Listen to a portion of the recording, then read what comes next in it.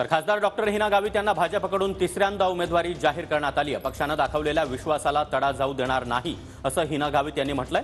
तर भाजपला तळागाळापर्यंत पोहोचवणार आणि जास्तीत जास्त विकास करणार। 10 वर्षांमध्ये केलेल्या विकास कामांमुळेच पक्षाकडून मला पुन्हा एकदा संधी मिळाल्याचं डॉक्टर हिना गावित यांनी म्हटलंय।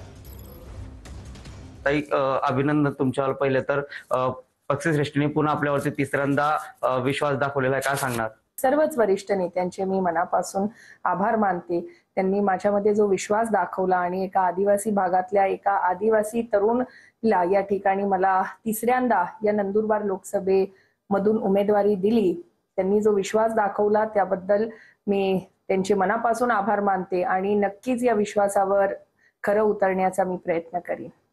ताई, विजयाची हॅट्रिक करणार असा आपल्याला विश्वास आहे? मला असं वाटतं की पुन्हा एकदा नंदुरबार लोकसभा मतदारसंघातली जनता मला मतदान करून या भागाची खासदार म्हणून नक्कीच निवडून देईल असं माझा विश्वास आहे। आपली उमेदवारीला अनेक जणांकडून विरोध दर्शवण्यात आलेला होता, तरी देखील आपल्याला उमेदवारी मिळालेली आहे, काय सांगणार या सर्व विषयावरती आपण? राजकारणामध्ये वेगवेगळे राजकीय विरोधक सुद्धा असतात।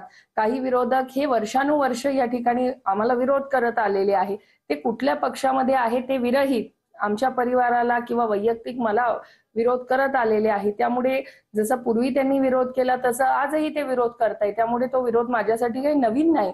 परंतु मी जे कामं केली आहे त्यामुळे पक्ष मला संधी देईल असा मला पहिल्या दिवसापासून विश्वास होता आणि आज पक्षाने मला पुन्हा एकदा या मतदारसंघातून उमेदवारी दिली आहे।